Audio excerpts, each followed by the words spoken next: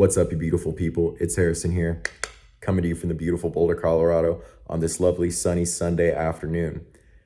I'm filming this from my couch right now because I broke my ankle. I've never broken a bone before this, but I have a cast on right now and I can't exactly walk. So I figured to counteract my sedentary lifestyle, I'd talk about something that was super groundbreaking for me and very moving since I can't exactly move right now to the best of my abilities. Um, and that is the Dark Night of the Soul. Now, the Dark Night of the Soul traces back to the 16th century. It's a term coined by the Spanish mystic and poet San Juan de la Cruz, or St. John of the Cross. Um, and essentially, it is in line with what secular ideologies would consider to be um, an existential crisis. Um, the dark night of the soul is something that I have experienced, and it's very likely something that you've experienced if you watch my videos. Um, Essentially, it is a term used to represent a complete spiritual depression. Um, you know, a lot like an existential crisis. You feel as though you have no purpose in the universe whatsoever. Um, you feel empty inside. You feel cold. Um, you feel as if there's no way out.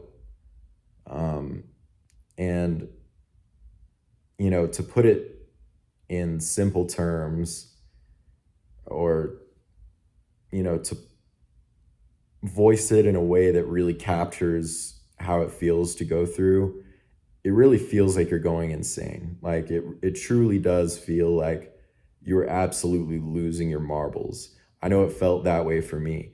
Um, and I thought I was insane for the longest time until I properly had the vocabulary to describe what it was that I was experiencing. Um, the dark night of the soul is not something to be taken lightly. It's a life-changing thing. Um, you know, I definitely don't recommend that you try to induce this state. Um, it will come to you at your very worst moment. It will come to you at your most depressed moment. It will come to you at your most shameful moment. It will come. It will come if you sink deep enough to experience it, but I definitely don't recommend trying to have an experience like this because you think it'll build character, it will strengthen you in some way. I I wouldn't wish this upon anybody. The only reason I endured it was because I was in an extremely depressing situation. I was in a very enraging situation. I was just, I was crumbling. My life was crumbling before me. And it felt as though my mind and my body were working against me. It felt as though my mind and my body were withering away around me. Um, but at the very pit of the dark night of the soul, at the very, like, for lack of a better word, climax of the dark night of the soul, your entire world just goes black. And you come to a realization in this darkness that the thing that the thing that's been guiding you all along has been your soul. It's always been your soul.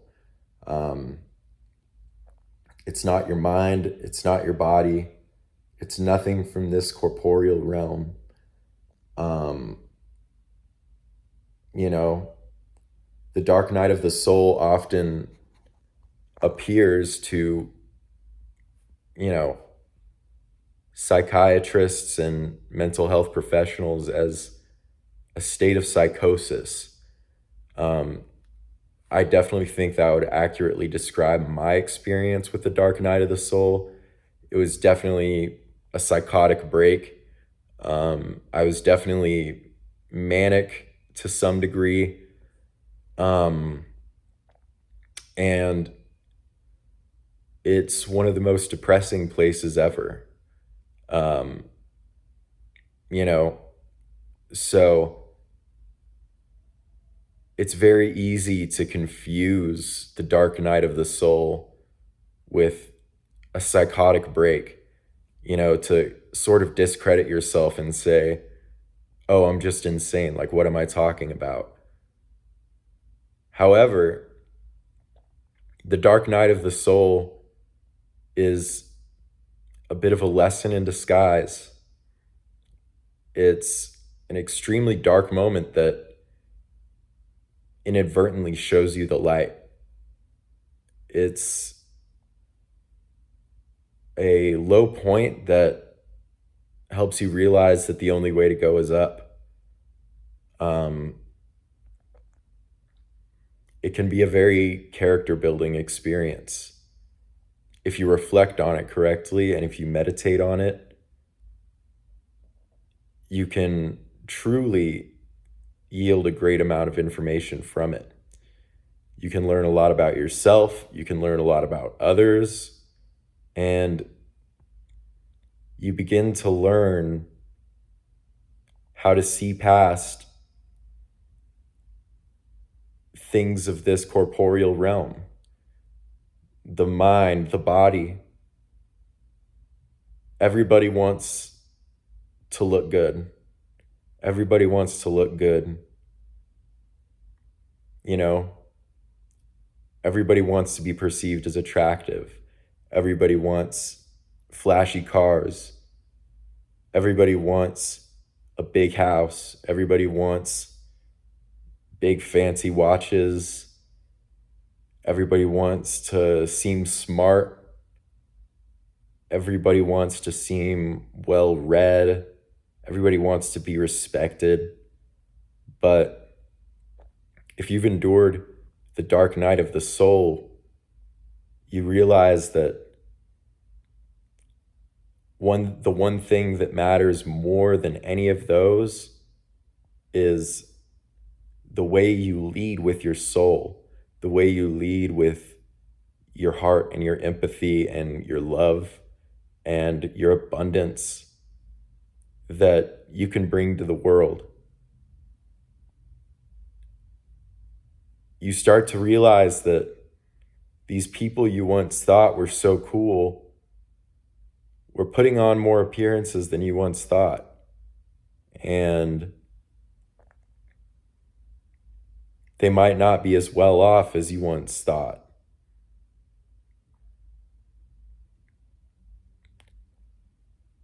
I just thought this is a very interesting topic to discuss.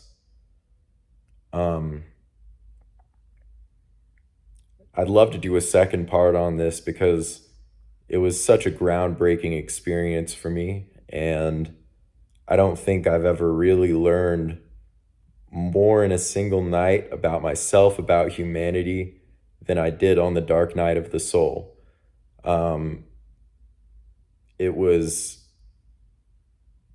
just an experience that cannot be put into words, but I really hope that I can make enough videos, write enough literature about the dark night of the soul to hopefully get the point across of what it is and what its impacts are, so that people can be prepared and people can yield such great love and abundance and life lessons from it.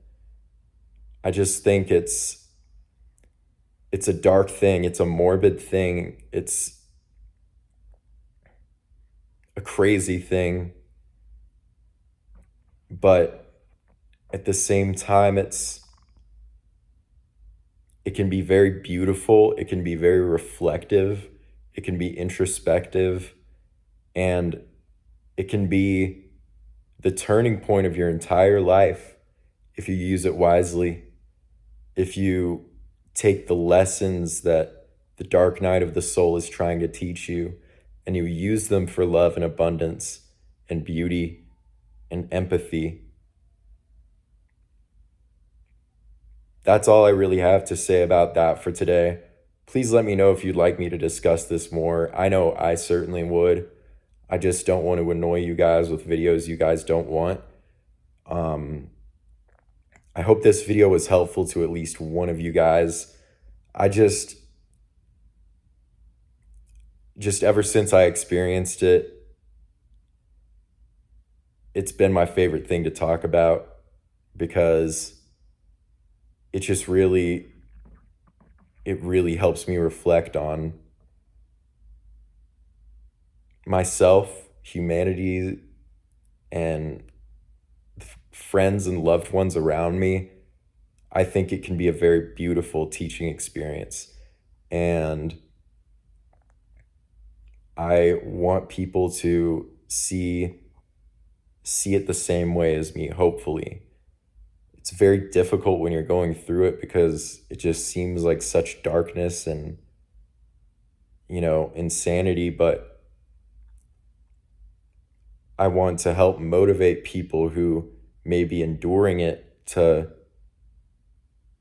hopefully find the same lessons in it that I did. And I hope to guide people through this experience because I think it can be a beautiful thing, just like all of you are. Thank you guys very much for watching this. Have a wonderful day. This has been Harrison. Peace.